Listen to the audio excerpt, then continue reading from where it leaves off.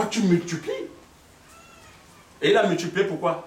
Il avait une machine de Feynman camerounais pour multiplier l'argent. Mais non, c'est la compréhension. C'est la compréhension. Donc c'est ça. Personne ne m'aidera. Ou personne ne m'aide jamais. Toi tu aides qui? Toi tu aides qui? J'entends souvent dans le monde, les gens disent que Dieu pour tous et chacun pour soi. Il dit personne ne m'aide. Mais qui, toi, tu dis personne ne t'aide. Tu penses qu'on t'aide parce qu'on t'a donné quelque chose? On ne t'aide pas parce qu'on t'a donné quelque chose. La seule chose qui peut t'aider, c'est qu'on te donne la compréhension, qu'on te réveille, en fait, que tu prends conscience de qui tu es. En ce moment, tu vas prendre soin de toi. Et c'est où les Africains, quand ils parlent de l'Afrique, je parle maintenant dans le thème espace géographique, c'est où ils sont tombés. Tu vois tous les jours, dire, mais le Nord ne nous aide pas. Les Blancs ne nous aident pas. Mais vous n'êtes même pas fatigué. Ces Blancs-là ne vous ont jamais aidé. Vous n'êtes pas fatigué depuis plus de 300 ans de crête négrière. Ils sont venus vous faire croire qu'ils venaient vous aider. Ils vous ont acheté. Allez vous vendre. N'est-ce pas? Après ça, il y a eu la colonisation. Et après, quand on sort de la colonisation, ils disent qu'ils vous ont aidé. Ils ont laissé des gouverneurs qu'on appelle des présidents, là, pour vous tuer encore. Vous êtes toi qui dit, il faut qu'ils nous aident. L'aide, c'est le réveil de conscience. Si tu te réveilles, tu t'aides. Et tu aides les autres. Et eux, ils savent que vous aider, c'est de vous amener dans la vraie franc-maçonnerie. Ils ont tout fait expressément de vous amener là-bas. De vous le cacher. Vous dites la franc-maçonnerie, c'est le poste. La franc-maçonnerie, c'est le pouvoir.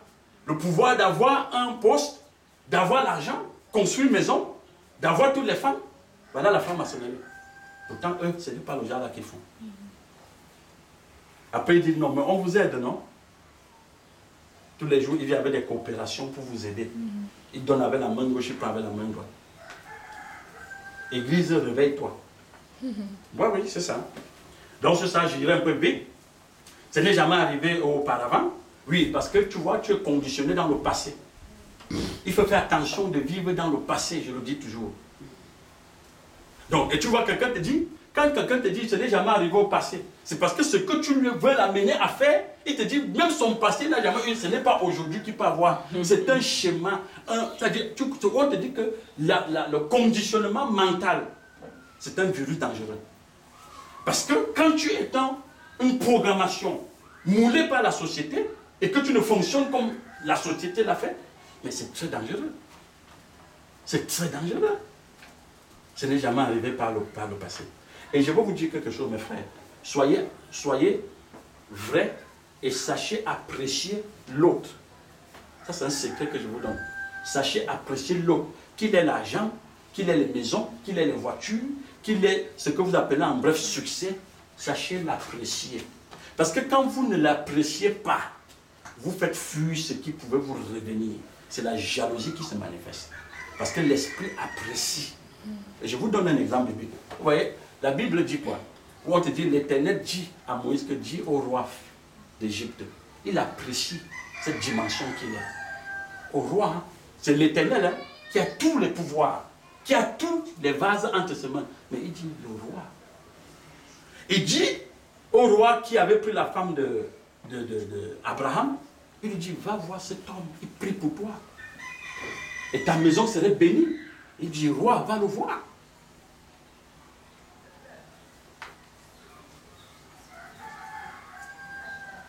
Ah bah oui, c'est ça. C'est ça. Parce que quand on est quelqu'un qui est limité, faible, paresseux, on devient même trop jaloux.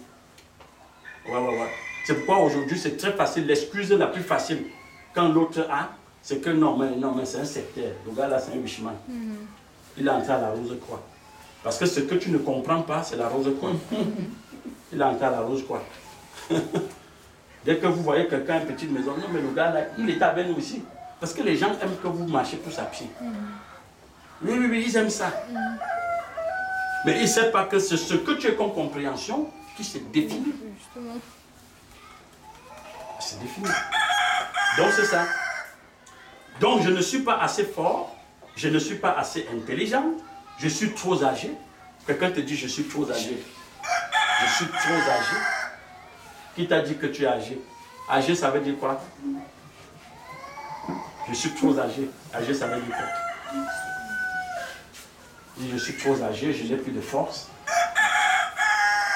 N'est-ce pas? Ça te dit, il n'y a plus de force. Ok. Si tu es trop âgé, quand tu étais jeune, qu'est-ce que tu as fait? Qu'est-ce que tu as fait? Des excuses inutiles.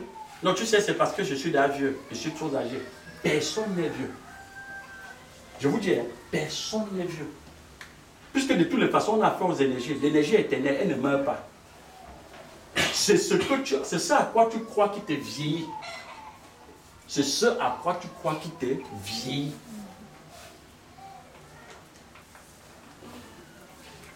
C'est ça. Même ce que vous mangez, même sur le plan culinaire, ça joue contre vous. Parce que tu sais, même quand on ne mange pas à la compréhension. Hein. Ça joue contre vous. Moi, j'ai vu mes camarades d'âge avec qui on a fait l'école.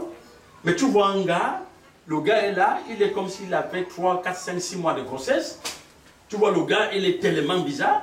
Mais on te dit que vous êtes camarades d'âge. Hein. Mais à un moment, tu ne te retiens pas, tu risques de l'appeler tonton. Mais pourtant, c'est ton égal d'âge. C'est ce qu'il comprend, c'est ce qu'il mange, c'est la manière qu'il se définit. C'est ça.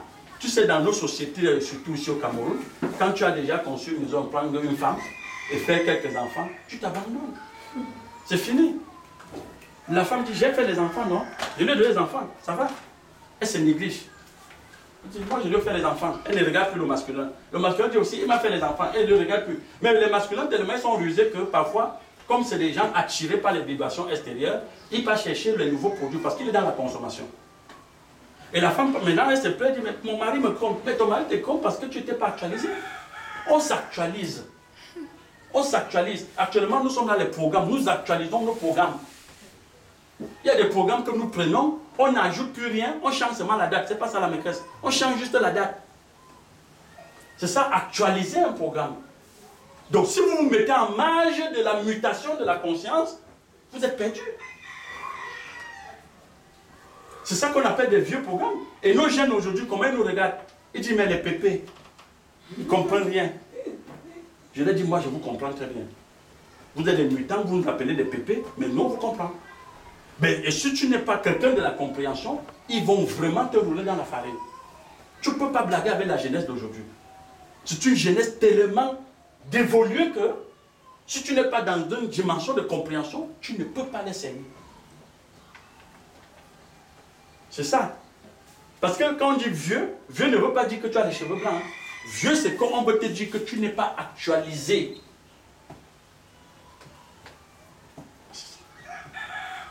Et dans le monde des pauvres d'esprit, tu vois une petite fille du quartier dire, je ne peux pas sortir avec le vieux là. Regardez le paradoxe, c'est-à-dire que le truc qui cloche un peu bizarre dedans, c'est que le même gars qui l'appelle vieux, si on le transforme, c'est-à-dire sur le plan extérieur, on lui donne une position sociale, on lui donne un élément extérieur, et il se présente devant la même jeune fille, elle ne va pas regarder qu'il est vieux. Vous voyez un peu comment ça fonctionne? Donc tu comprends bien que le problème de vieillesse, c'est un problème de mutation. Si tu n'actualises pas ta compréhension, tu es vieux. Parce que même le monde mute au fur et à mesure. Donc si toi tu es resté là dans les vieux programmes de la colonisation, les autres ont avancé. Un père qui se lève le matin dit tout simplement que bon, à la maison il faut toujours manger la nourriture qu'on a réchauffée. Les gars, comme les enfants aujourd'hui sont cachés avec le père, il dit papa c'était votre époque, c'est pas ce qu'ils disent. Il dit papa c'était votre époque, nous on mange le pain avec le lait. On déjeune. C'est comme ça. Donc je suis trop vieux. Qui t'a dit que tu es vieux? Des excuses inutiles. Tu n'es pas vieux. Tu n'étais pas seulement actualisé. Il faut s'actualiser. Donc c'est ça. Ça va à l'encontre des règles de la désobéissance civile, ça c'est des portails organiques. C'est trop gros pour moi, je ne peux pas le soulever. Je n'ai pas de l'énergie nécessaire. Je suis fatigué.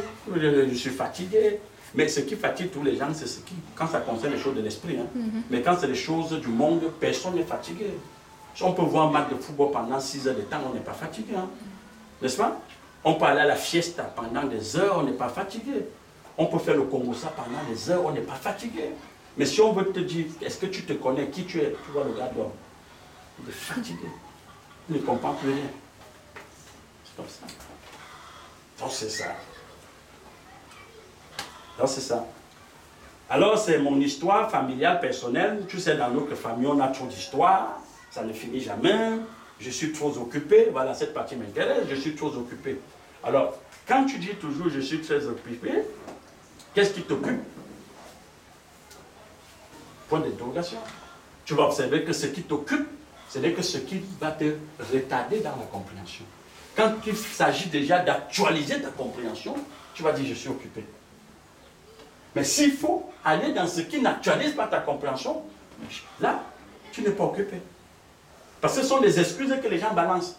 Je suis occupé. Actuellement, j'ai mes devoirs à faire. Je ne peux pas écouter la parole. Je ne peux pas méditer.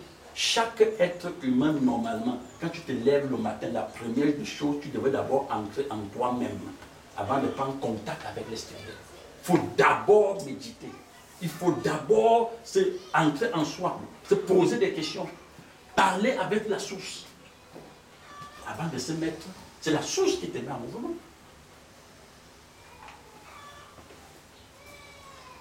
C'est ça. Mais vous voyez des gens, ils sortent de l'activisme, ils tombent sur le lit, le matin, pouf, encore il est reparti. Tu fais ça 2 semaines, tu es foutu. Tu es foutu. Parce que tu ne te connais pas. Non, les enfants m'occupent. Tu vois souvent les mères au foyer. Non, les enfants m'occupent, je ne peux plus rien faire. Il est dans le stress, il entre dans le stress. Rien ne devrait occuper notre être en dehors de la méditation.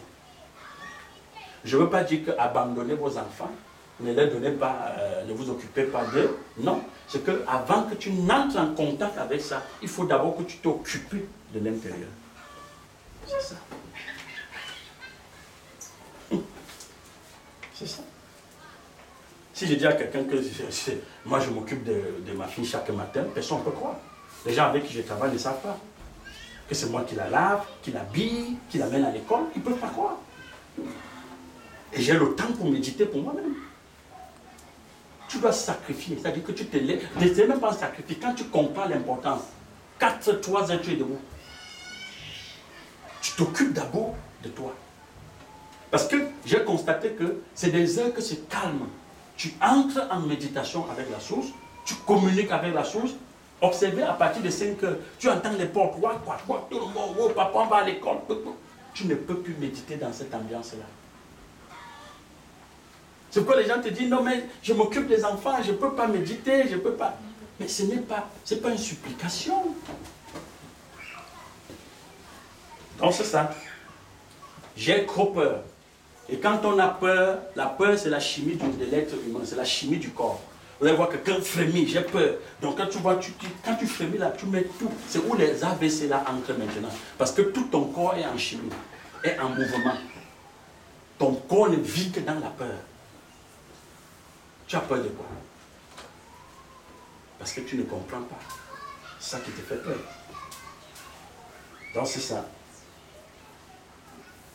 Donc en bref, ce que nous communiquons ce matin, c'est que chacun de nous doit réaliser que toutes les excuses que tu peux sortir, brandir, pour justifier ta faiblesse, pour justifier tes limites, c'est une preuve que tu collabores avec la stupidité.